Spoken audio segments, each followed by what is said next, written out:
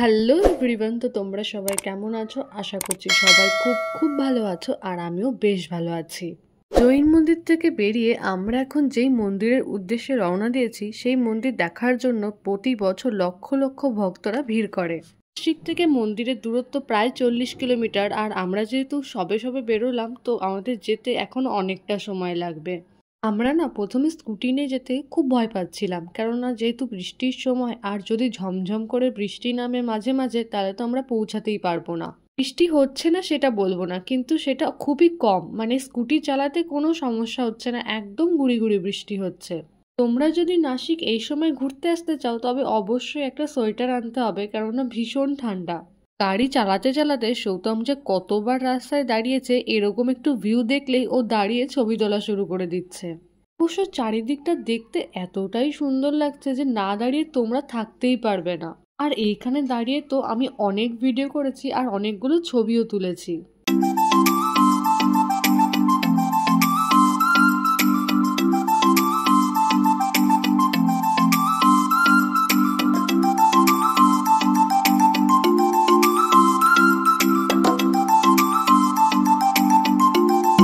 আর জানো তো, ত্রিম্বকেশ্বর নাসিক শহরে সব থেকে পবিত্র একটা গ্রাম।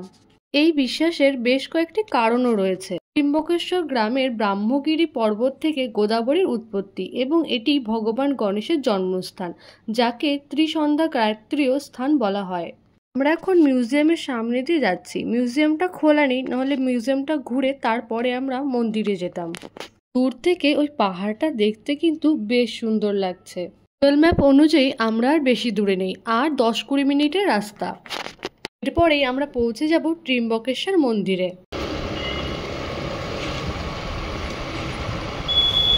আমরা মন্দিরের প্রায় কাছেই চলে এসেছি, আর এখানে গাড়ি পার্কিংয়ের জায়গা আছে। তোমরা যদি না চাও তাহলে অনেকটা ভেতরে নিয়ে গিয়েও রাখতে পারো।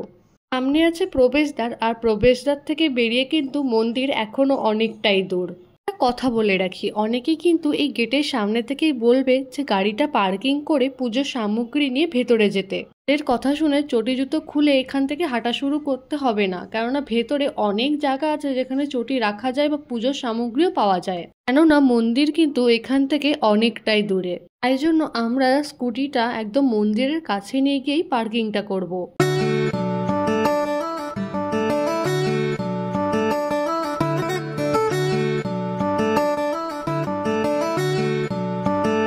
আমাদের গাড়ি পার্কিং করা হয়ে গেছে। এইবার আমরা হেঁটে হেঁটে মন্দিরের দিকে যাচ্ছি। দূর থেকে মন্দিরের চূড়াটা দেখতে কিন্তু ভীষণ সুন্দর লাগছে। পুরো মন্দিরটি কালো পাথর দিয়ে নাগরা স্থাপত্য শৈলীতে তৈরি করা হয়েছে। এই মন্দিরের দেওয়ালের কাছে ছোট ছোট মন্দিরগুলিতে অনেকগুলি ছোট শিবলিঙ্গ সহ একটি বিশাল এলাকা রয়েছে। এটি 1000 বছরের পুরনো মন্দির। মন্দিরের কাছে আসতে এখানে প্রচুর ফুলের দোকান দেখতে পাবে, আর এখানে তো প্রায় কয়েক মিনিট পর পরই বৃষ্টি শুরু হয়ে যাচ্ছে। ত্রিম্বকেশ্বর জ্যোতির্লিঙ্গের অসাধারণ বৈশিষ্ট্য হলো এর 3টে মুখ: ভগবান ব্রহ্মা, ভগবান বিষ্ণু এবং ভগবান রুদ্র। জ্যোতির্লিঙ্গের 3টি মুখ এই স্থানটিকে আরও বিশেষ করে তোলে। হিন্দুদের বিশ্বাস, যারা ত্রিম্বকেশ্বর যান তারা মোক্ষ লাভ করেন। আমি ভেবেছিলাম হয়তো এখন বৃষ্টি পড়ছে, লোকজন হয়তো একটু কম হবে, কিন্তু আমি সম্পূর্ণই ভুল। লোকজন তো কম নয়, বরং আরও বেশি। আমার মতো প্রচুর ভক্ত এখানে বাবা ভোলানাথের দর্শন করতে এসেছেন। এটি হচ্ছে মন্দিরের প্রবেশদ্বার, কিন্তু আমরা চাইলেও এখন এই প্রবেশদ্বারের মধ্যে ঢুকতে পারবো না, কেননা সবার আগে আমাদের ভিআইপি পাস জোগাড় করতে হবে। ভিআইপি পাস কোথায় দেয় সেটা আমরা বুঝতে পারছিলাম না, তো একজনের কাছে শুনতে তিনি আমাদের রাস্তা দেখিয়ে দিলেন। ভিআইপি টিকিটের জন্য বাইরে কোনো টিকিটের কাউন্টার নেই, আপনাদের মন্দিরের ভেতরে ঢুকে তবেই টিকিট কাটতে হবে। কথিত আছে যে ত্রিম্বকেশ্বর জ্যোতির্লিঙ্গ মানে ভগবান শিবের পবিত্র মন্দির। এটা বিশ্বাস করা হয় যে ভগবান শিব নিজেই এই ধর্মীয় শহরগুলি পরিদর্শন করেছিলেন, এবং তার ভক্তদের হৃদয়ে তাদের একটি বিশেষ স্থান রয়েছে। ত্রিম্বকেশ্বর মন্দির 12টি জ্যোতির্লিঙ্গের একটি, যার 3টি মুখ রয়েছে: ভগবান ব্রহ্মা, ভগবান বিষ্ণু এবং ভগবান মহেশ্বর। এই গেটের সামনেই বড় বড় করে লেখা রয়েছে ডোনেশন দর্শন এন্ট্রি গেট। আমরাও এর ভেতরে ঢুকে পড়লাম। বড় বড় করে লেখা রয়েছে কোন দিক দিয়ে কোন দিকে যেতে হবে, তাই বুঝতে একদমই অসুবিধা হবে না। তোমরা না চাইলে এরকম ভিআইপি টিকিট না কেটেও নর্মাল লাইন দিয়েও পুজো দিতে পারো, তার জন্য সময়টা একটু বেশি লাগবে, এই আর কি।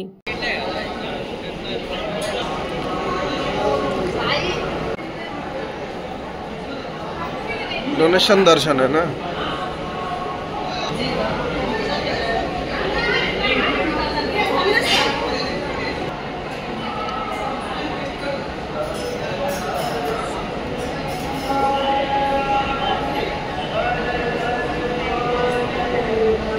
থেকে যেটা দেখা যাচ্ছে তারা নর্মাল লাইন দিয়ে পুজো দেওয়ার জন্য দাঁড়িয়ে আছে। এখানে প্রতিটা জায়গায় বড় বড় করে টিভি লাগানো রয়েছে। তার মধ্যে মন্দিরের গর্ভগৃহে যে পুজোটা হচ্ছে তার পুরো লাইভ দেখানো হচ্ছে। আমরা হাঁটতে হাঁটতে ভিআইপি টিকিটের কাউন্টারের সামনে চলে এসেছি। টিকিটের দাম হচ্ছে পার পার্সন 200 টাকা করে। আর একটা কথা বলে রাখি, এখানে ক্যাশ ছাড়া কিন্তু কোনো রকম অনলাইন পেমেন্ট নেওয়া হয় না। যখনই আসবে অবশ্যই ক্যাশ নিয়ে আসবে, নাহলে কিন্তু তোমরা টিকিট কাটতে পারবে না।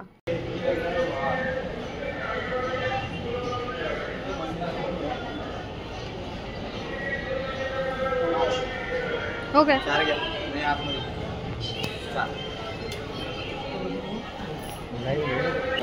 হ্যাঁ,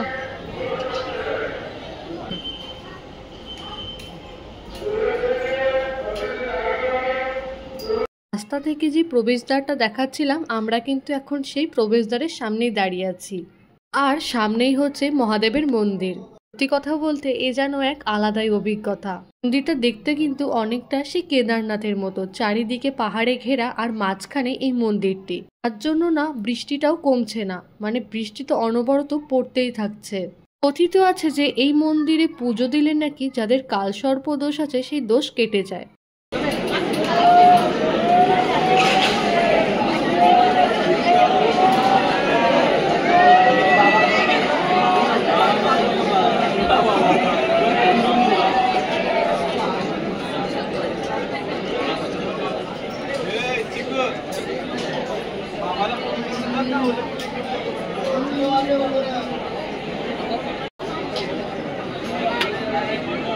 লাইন দিয়ে আমরা প্রায় অনেকটাই এগিয়ে এসেছি, হয়তো আর বেশিক্ষণ দাঁড়াতে লাগবে না, আর ওই 20-30 মিনিট মতো হয়তো দাঁড়াতে লাগবে। ভেতরে যে অনুভূতিটা হচ্ছে হয়তো আমি আপনাদের বলেও বোঝাতে পারবো না।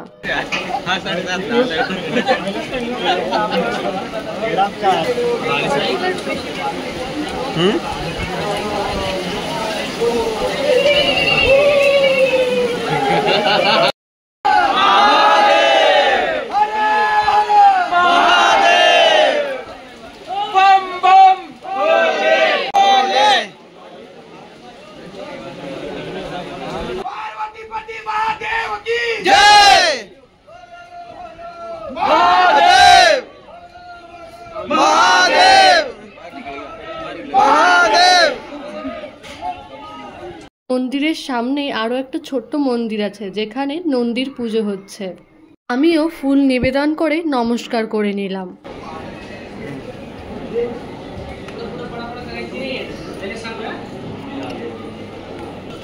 মন্দিরে পুজো দিয়ে বাইরে বেরিয়ে আবার লাইনে যোগ হতে হবে। সামনে আর 2-3 পা দিলেই হয়তো আমি মেন মন্দিরে পৌঁছেই যাব।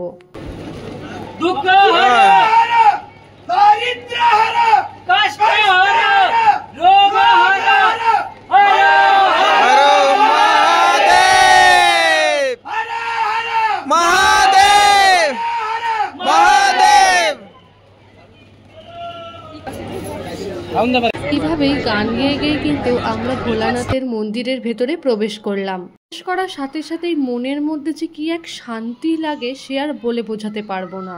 সামনে এখানে যজ্ঞ হচ্ছে, আর আমি একজন পুরোহিতের কাছে শুনেছিলাম যদি কালসর্পদোষ কাটাতে হয় তো কত করে পড়বে, তো তিনি বললেন 11,000 টাকা মতো করে পড়বে।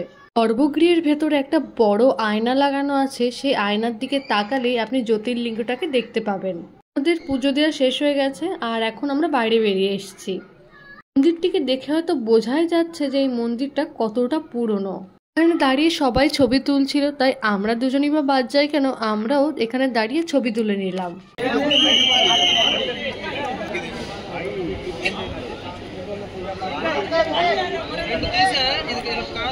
জ্যোতির্লিঙ্গ মানে কলাম বা আলোর স্তম্ভ।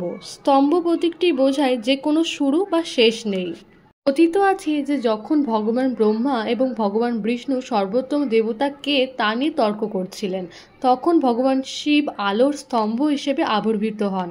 এবং প্রত্যেককে শেষ খুঁজে বার করতে বলেছিলেন, তাও পারেননি। এটা বিশ্বাস করা হয় যে যেখানে এই আলোর স্তম্ভগুলো পড়েছিল সেখানে জ্যোতির্লিঙ্গ অবস্থিত।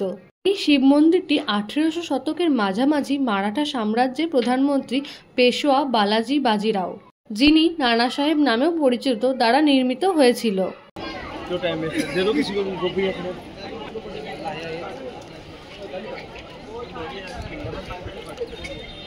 আমরা মন্দির থেকে বাইরে বেরিয়ে এসেছি, আর এখানে প্রচুর শিবলিঙ্গ বিক্রি হচ্ছিল আর নানান রকমের পাথরও বিক্রি হচ্ছিল। একটা বিশেষ জিনিস দেখার জন্য আমরা মন্দিরের পেছনের দিকটা এসেছি। এটা হচ্ছে পাহাড়ের ওপর থেকে নামা এই ঝর্ণাগুলো। এখান থেকে গোদাবরী নদীর সৃষ্টি, যাকে দক্ষিণ ভারতের গঙ্গাও বলা হয়ে থাকে। আজকের মতো ব্লগটা তাহলে এখানেই শেষ করছি। দেখা হবে পরের কোনো ব্লগে। আর আমার ভিডিওটা যদি ভালো লেগে থাকে তবে লাইক করে দিও, কমেন্ট করো আর চ্যানেলটিকে সাবস্ক্রাইব করে দিও।